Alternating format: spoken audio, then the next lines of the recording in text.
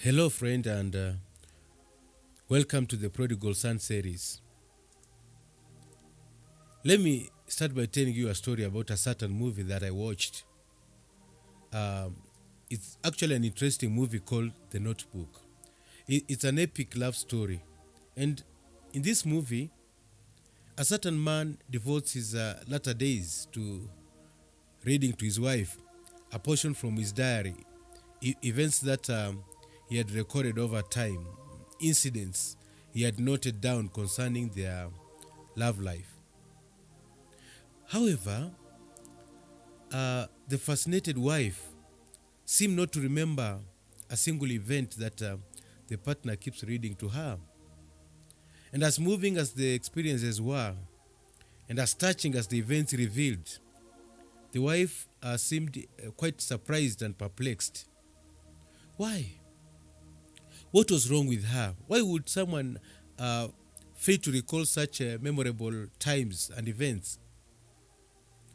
The fact is that the wife was suffering from a condition known as dementia, a medical condition, and she couldn't remember a thing. The stories that the husband narrated to her never seemed to ring anything within her. She couldn't even recognize her own husband, leave alone the kids. She sadly couldn't even remember a thing about everything that the husband read to her. That's how serious dementia can be.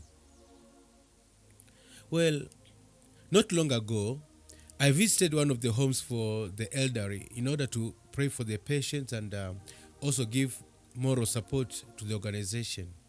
And within the center, there were patients who suffered from dementia. Amidst them was one lady espoused to one of the church members, and the lady was suffering from dementia. The patient, who was a former teacher, could not recognize her own husband and children. And so, after watching the notebook and subsequent experience with the dementia patients, I came to understand that the condition is no kid's play. I wouldn't even wish my enemies to suffer from dementia. However, I realized that in one way or another, we somehow suffer from this condition. Well, not on this physiological perspective, but psychologically, we do experience another type of dementia, which I would wish to address in this sermon. Let us now read from Luke chapter 15, from verse 11 all the way to 15, and see whether we are also victims of this type of dementia. This is the prodigal son's story. And he said, a certain man had 2 sons, and the younger of them said to his father, Father, give me the portion of goods that falleth to me. And he divided unto them his living. And not many days after, the young son gathered all together and took his journey into a far country, and there wasted his substance with riotous living. And when he had spent all, there arose a mighty famine in that land, and he began to be in want. And he went and joined himself to a citizen of that country, and he sent him into his fields to feed swine. Well, now, have you ever even once missed your own children, or your parents, your pastor, or even your guardians? Or those people who have contributed so much as you grew up? I mean, those who helped you to get to where you are today, or where you are not today. And the story of the prodigal son is a good example. I learned and gleaned so much from it, especially the part where he took from his father and went away.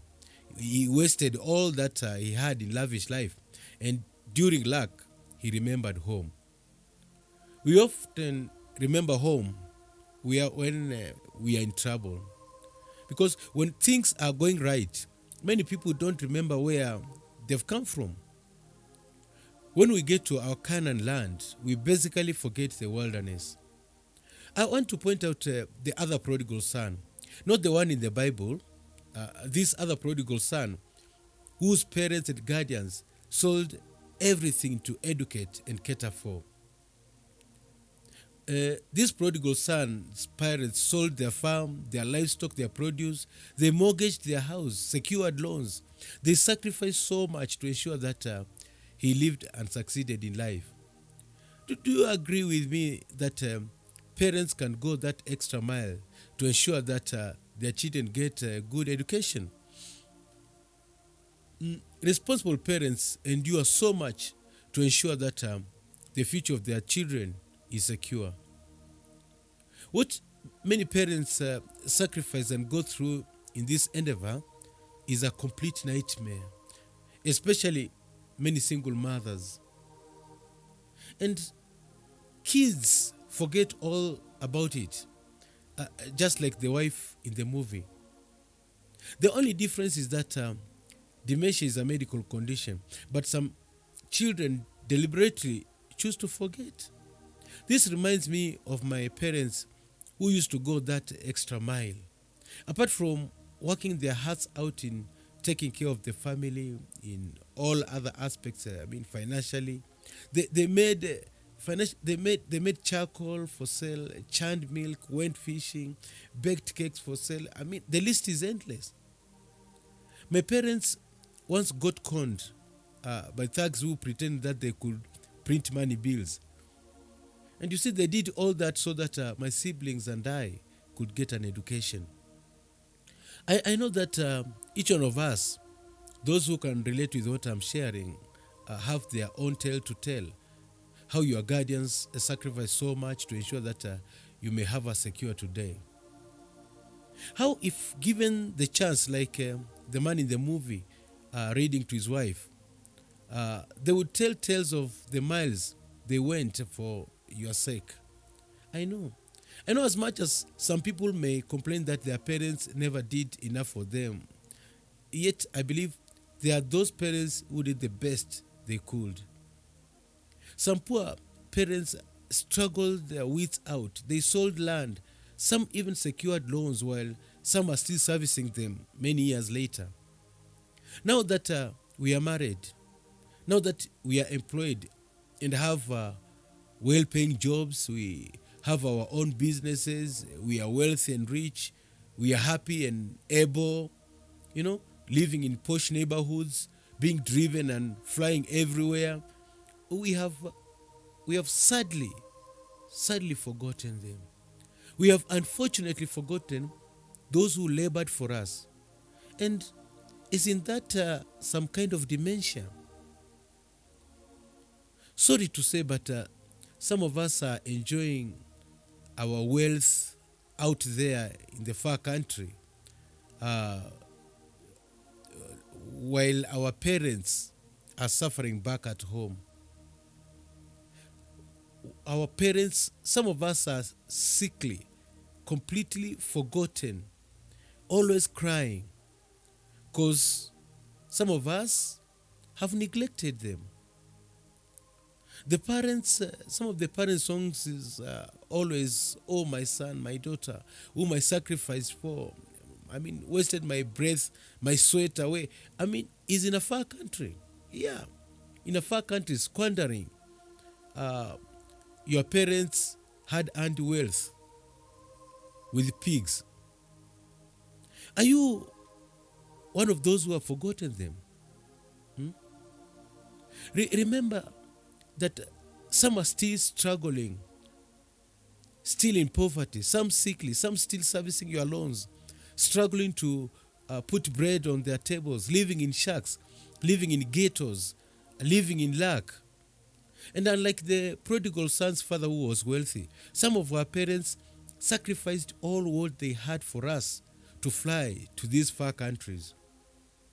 We need to get back to our basic senses as we sleep on those comfy beds, as we settle on those sofas, as we fry and watch those curved television sets, and as we walk on those white sands, enjoying the cool ocean breeze.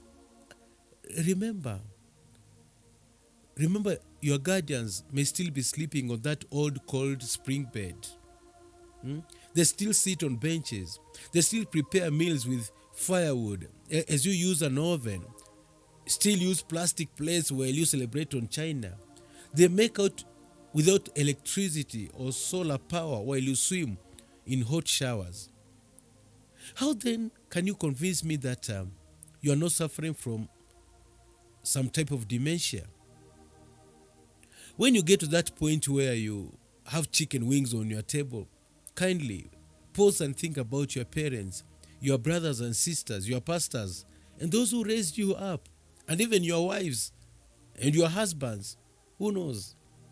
Most of our guardians are already in virtual care homes because of spiritual dementia. In 2 Kings chapter 7 verse 9, the lepers remembered their own starving country people and celebrated the spoils of war with them. Lepers. And in 1 Samuel 30 verse 26, David remembered the elders of Judah and his friends and sent them gifts. We too should remember those who raised us, those who cared for us. Some have even forgotten their hometown churches and pastors simply because they are now in far countries. Many have forgotten to support their pastors in the counties and villages simply because they are now in these urban mega churches. Like the prodigal son, let us come back to our senses and think about our parents who are out in prayers and go back. Let us think of our brothers who are hurting and get back home. Remember, they are willing to welcome us back. Even if they were against you are getting married to that gentleman and to that lady, let's go back home and make up. Your parents and guardians are always peeping through the windows to see if they will see your flight landing, to see your vehicle driving in. They are patiently waiting and longing for you. Let them not bear the pain of seeing your casket arriving. Do not let them go through that pain, my dear. Just remember them at least. I commend those who remember their parents and guardians, even if they never contributed much. They did give you an opportunity to see this far and even to get that far. Remember, your parents and guardians and your pastors is the only remedy for this type of dementia. If you can remember and are able to meditate on everything I've mentioned regarding this condition, then you probably don't have dementia. May our Father do you well. God bless you.